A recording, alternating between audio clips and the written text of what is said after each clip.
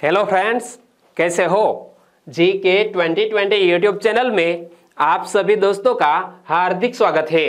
आज के इस वीडियो का हमारा सब्जेक्ट है इंडियन ज्योग्राफी और हमारे भारत की भूगोल से संबंधित जो भी क्वेश्चन प्रीवियस एग्जामिनेशन में पूछे गए हैं, ऐसे क्वेश्चन को बेस बनाते हुए हमने यह वीडियो तैयार किया है और साथ साथ जो भी महत्वपूर्ण फैक्ट है उनको भी हमने ऐड करते हुए वीडियो तैयार किया है। तो प्लीज वीडियो में लास्ट तक बने रहिए।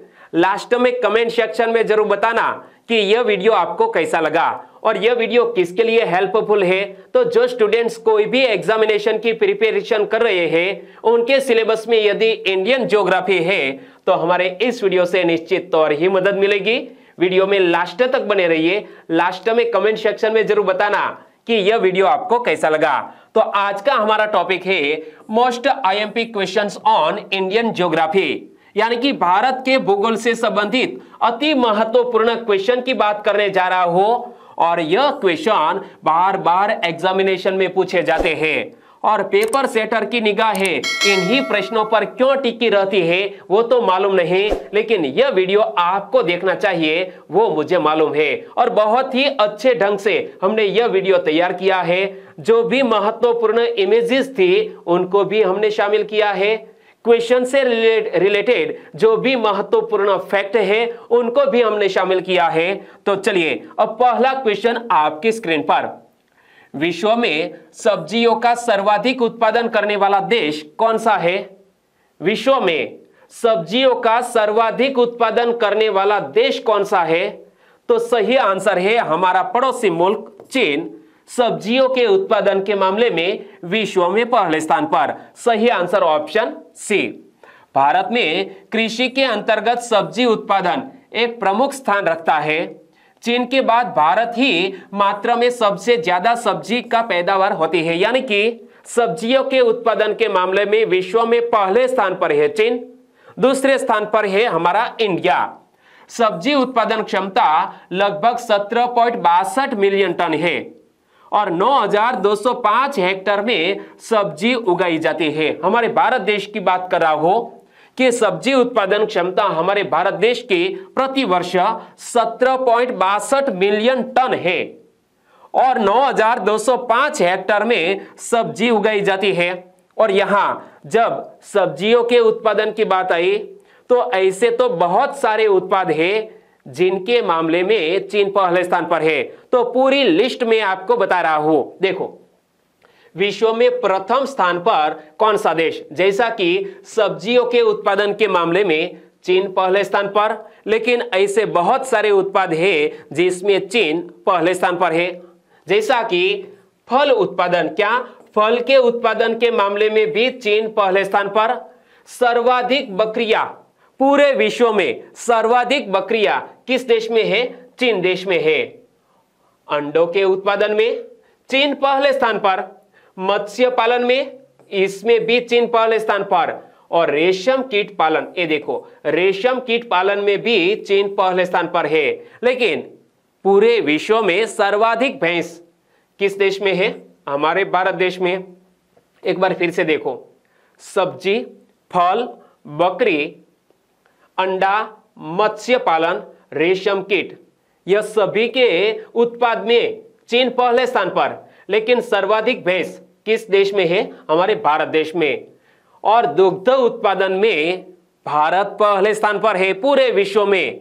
दोस्तों, दुग्ध उत्पादन के मामले में भारत पहले स्थान पर। और इनसे जुड़ी हुई एक क्रांति, नाम क्या है? नीचे कमेंट सेक्शन में जरूर बताना। और डेयरियों का देश किसको कहा जाता है? वो भी एक क्वेश्चन आपके लिए, आंसर देना है नीचे कमेंट बॉक्स में। ओके, मसाले उत्पादन में भारत पहले स्थान पर है। जो भी यूरोपियन कंट्री के लोग हमारे भारत देश में व्यापार हेतु आए थे, उन सभी ने भारत देश में से मसाले खरीदकर अपने देशों में जो दाम से मसाले खरीदे थे उनसे 10 गुना ज्यादा दाम से यह मसाले यूरोपियन देशों में बेचे जाते थे। तो मसालों के उत्पादन में भारत पहले स्थान पर और इनमें भी केरल राज्य मसाले के उत्पादन में टॉप पर। ओके, और पुष्प उत्पादन में हॉलैंड पहले स्थान पर है विश्व में। आगे बात करें, जी हाँ दोस्तों, यहां जो क्वेश्चन मैंने आपसे पूछा इनसे रिलेटेड जो महत्वपूर्ण फैक्ट थे वो भी मैंने आपके सामने रखे। वाकई में अच्छा लग रहा है तो प्लीज वीडियो को लाइक करें, और अभी तक आपने हमारी जीके 2020 चैनल को सब्सक्राइब नहीं किया है तो सब्सक्राइब करें, पास में जो बेल आइकन है उसे भी प्रेस कर दीजिए, क्योंकि आने वाले हर एक वीडियो की अपडेट आपको मिलती रहे। ओके, चलिए अगला क्वेश्चन, भारत की जिलों में से कौन असम में अवस्थित है? यहां ऑप्शन में 3 जिलों के नाम है, इनमें से कौन सी झील असम राज्य में अवस्थित है? और यह क्वेश्चन भी उत्तर प्रदेश की एक एग्जामिनेशन में पूछा गया था।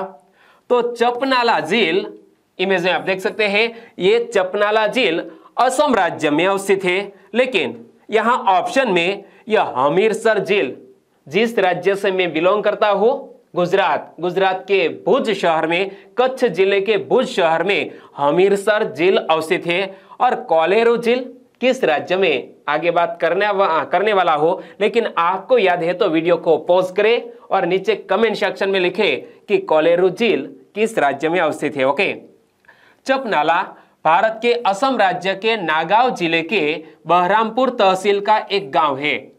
यह जिला मुख्यालय नगांव से पूर्व की ओर 25 किलोमीटर की दूरी पर स्थित है, बहरामपुर से 13 किलोमीटर और राज्य की राजधानी दिसपुर से 137 किलोमीटर की दूरी पर यह चपनाला झील है। असम की जिलों में चंदुबी झील, चपनाला झील, हाफलॉन्ग झील आदि प्रमुख है। तो यहां से भी 2 क्वेश्चन बन सकते हैं। एक तो क्वेश्चन मैंने आपको पूछ लिया कि चपनाला झील किस राज्य में है, असम राज्य में है, लेकिन यहां से भी क्वेश्चन बन सकता है कि चंदुबी झील और हाफलॉन्ग झील किस राज्य में अवस्थित है, तो यह भी असम राज्य में। जबकि कोलेरू झील आंध्र प्रदेश और गुजरात में हमीरसर झील अवस्थित है। इमेज में आप देख सकते हैं, ये रहा भुज शहर, भुज सिटी में दोस्तों ये रही कौन सी, हमीरसर झील, और यह है कोलेरू झील, किस राज्य में, आंध्र प्रदेश में। और चंपाला में चंपावती कुंड, नागांव में चंपाला में स्थित नागा चंपावती कुंड एक प्रसिद्ध स्थान भी है।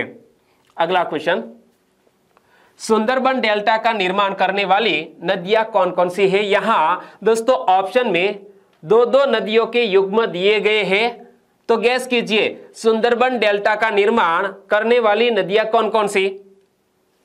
तो यहां सुंदरबन डेल्टा, इमेज में आप देख सकते हैं, यहां पर है बे ऑफ बंगाल। तो यह गंगा और ब्रह्मपुत्र 2 नदियों के निर्माण से सुंदरबन डेल्टा का निर्माण होता है।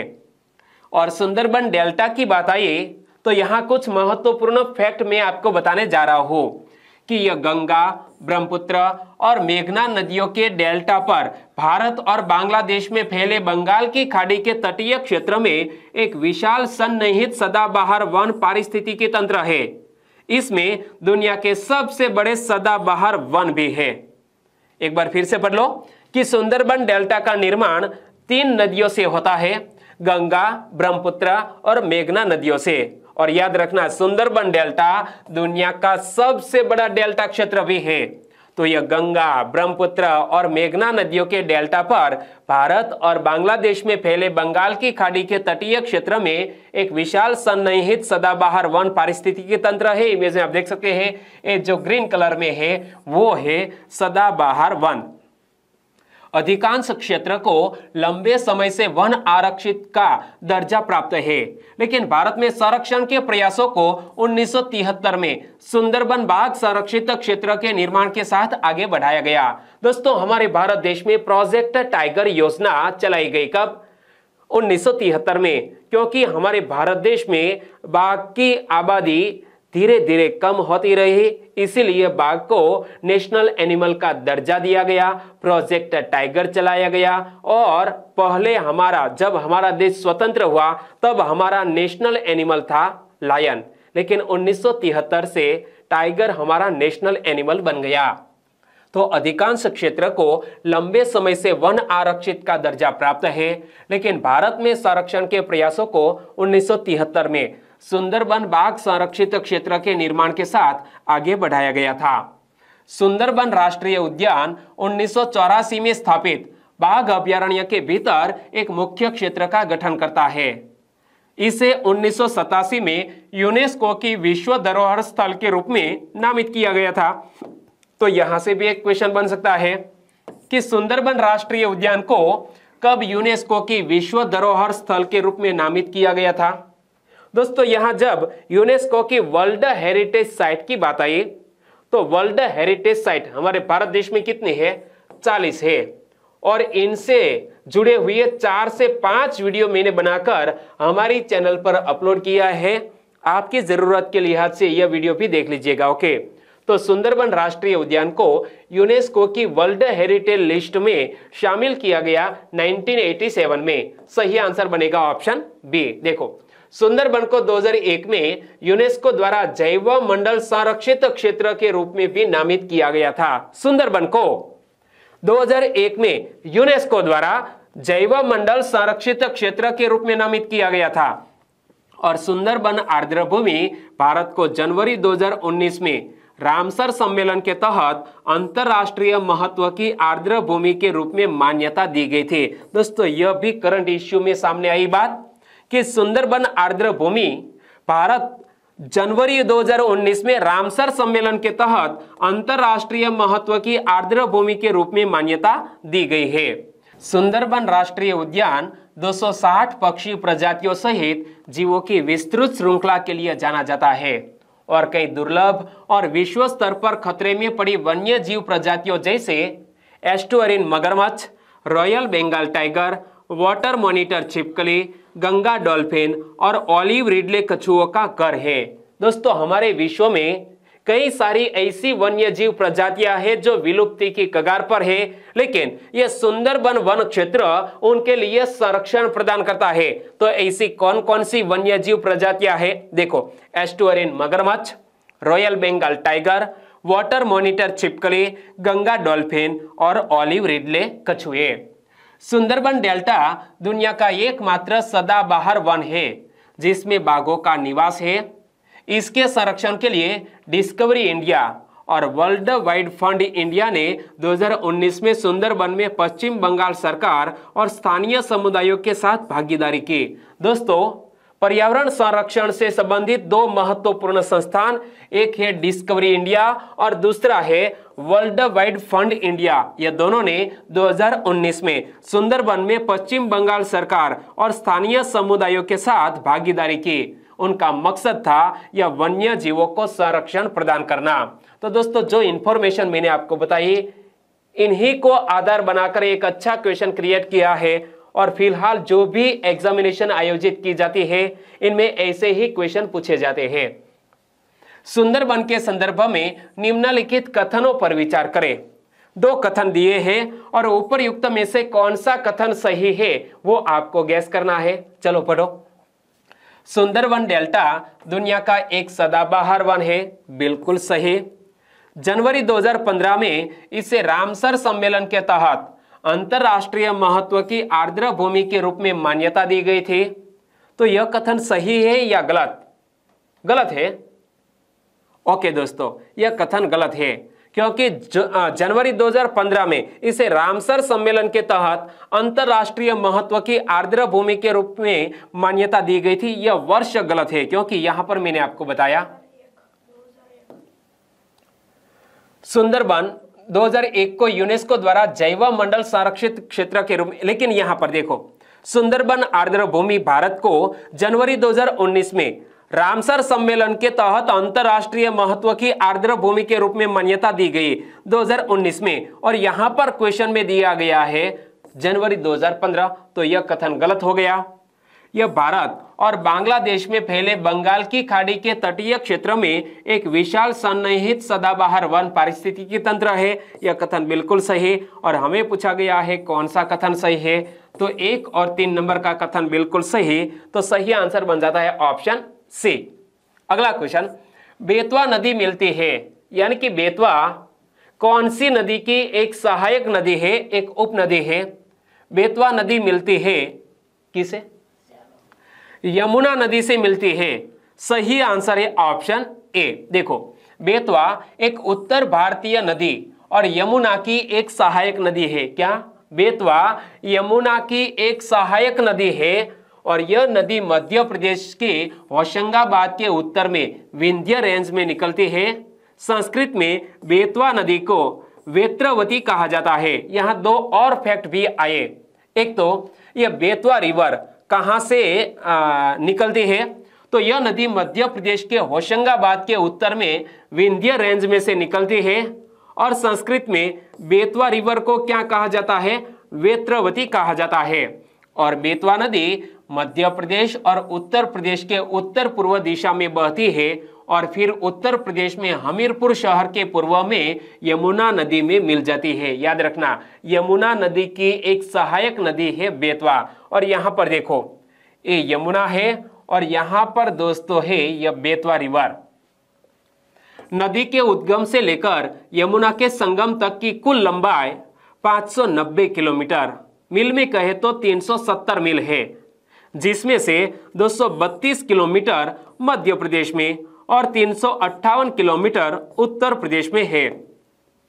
बेतवा नदी की मुख्य सहायक नदियां कौन कौन सी, तो जामनी और दसान नदियां बेतवा नदी की सहायक नदियां है। लेकिन बेतवा किसकी सहायक नदी है, यमुना नदी की। और बेतवा नदी की सहायक नदियां कौन कौन सी, तो जामनी और दसान। दोवन और देवगढ़ नदी पर दो बांध बनाए गए हैं। बेतवा नदी के इतिहास के बारे में मैं आपको बताऊं तो बेतवा नदी का उल्लेख महाभारत में चर्मणवती नदी के साथ किया गया है। क्या महाभारत में भी चर्मणवती नदी के साथ बेतवा नदी का जिक्र किया गया है, जिसे अब चंबल नदी कहा जाता है। चर्मणवती नदी को अब क्या कहा जाता है, चंबल नदी। दोनों यमुना की सहायक नदियां हैं। वेत्रवती को शुक्तिमती के नाम से भी जाना जाता है। चेदी साम्राज्य की राजधानी इसी नदी के किनारे पर थी।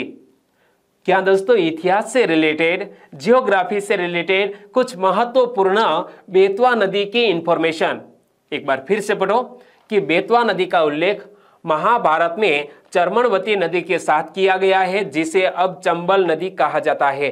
चर्मणवती नदी को अब क्या कहा जाता है, चंबल नदी। और यह दोनों यमुना नदी की सहायक नदियां हैं। और वेत्रवती किसका नाम है, बेतवा रिवर का। तो बेतवा को शुक्तिमती के नाम से भी जाना जाता है। चेदी साम्राज्य की राजधानी यह बेतवा नदी के किनारे पर ही थी। आपने बेतवा नदी के और दो नाम याद रख लिए, एक नाम है वेत्रवती और दूसरा नाम है शुक्तिमती। चलिए आंसर बताइए। बेतवा नदी के संदर्भ में निम्नलिखित कथनों पर विचार करें और कौन सा कथन सही है वो गैस करें। पहला क्वेश्चन, बेतवा नदी की मुख्य सहायक नदियां जामनी और दसान नदियां है। यह कथन सही या गलत, सही, ओके। बेतवा मध्य प्रदेश के होशंगाबाद के उत्तर में विंध्य रेंज में से निकलती है। यह कथन भी बिल्कुल सही। और संस्कृत में बेतवा को नेत्रवती कहा जाता है। यह कथन सही या गलत, गलत है, क्योंकि संस्कृत में बेतवा को नेत्रवती नहीं बल्कि वेत्रवती, देखो यहां पर मैंने आपको बताया था, ये देखो वेत्रवती, नेत्रवती नहीं बल्कि बेतवा रिवर को संस्कृत में वेत्रवती कहा जाता है। तो यह कथन गलत हो गया और हमें पूछा गया है कौन सा कथन सही, तो 1 और 2 नंबर का कथन सही। आंसर बन जाता है ऑप्शन ए। अगला क्वेश्चन, नर्मदा घाटी उदाहरण है। नर्मदा घाटी किसका उदाहरण है, नर्मदा घाटी भ्रंश घाटी का उदाहरण है। सही आंसर है ऑप्शन सी। नर्मदा नदी मैकाल पहाड़िया में अमरकंटक पठार से निकलती है। नर्मदा नदी मध्य प्रदेश से निकलती है। जबलपुर इसके निकट स्थित है।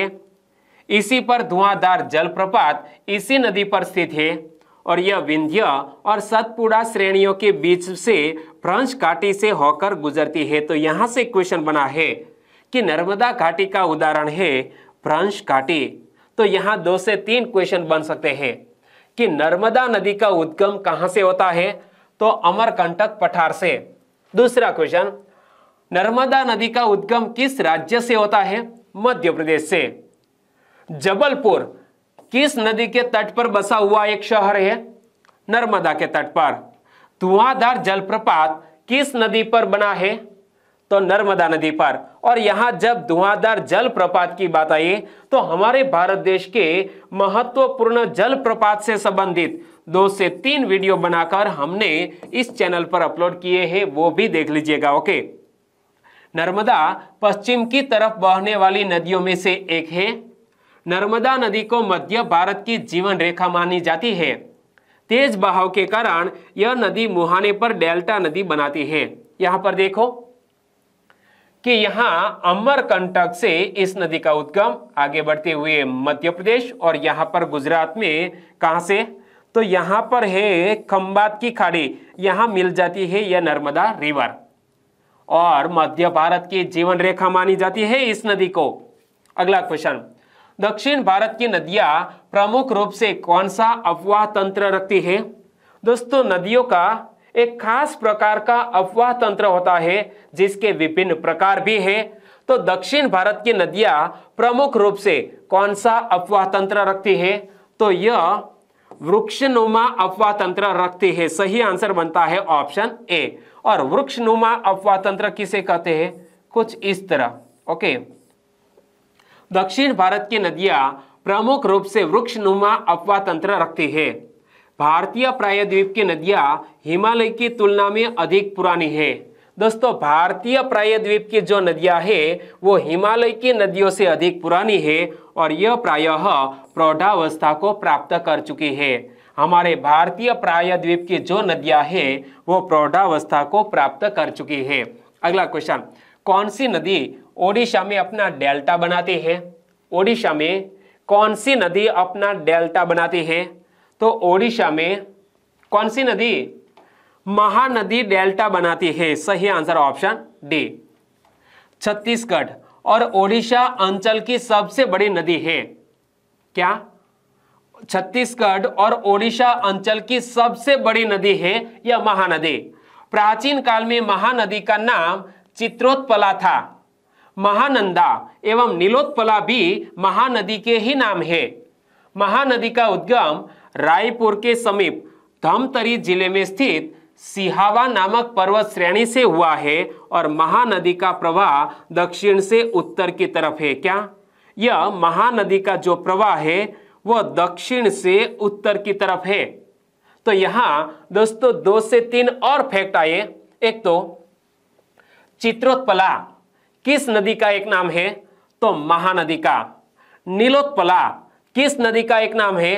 तो वो भी महानदी का। यानी कि महानदी के 3 नाम आए। एक तो चित्रोत्पला, दूसरा है महानंदा, तीसरा है नीलोत्पला। यह महानदी के उपनाम यानी कि नाम है। महानदी का उद्गम कहां से होता है? रायपुर के समीप धमतरी जिले में स्थित सिहावा नामक पर्वत श्रेणी से इस नदी का उद्गम होता है और खास बात यह महानदी का प्रवाह दक्षिण से उत्तर की तरफ है। यह खास बात क्यों?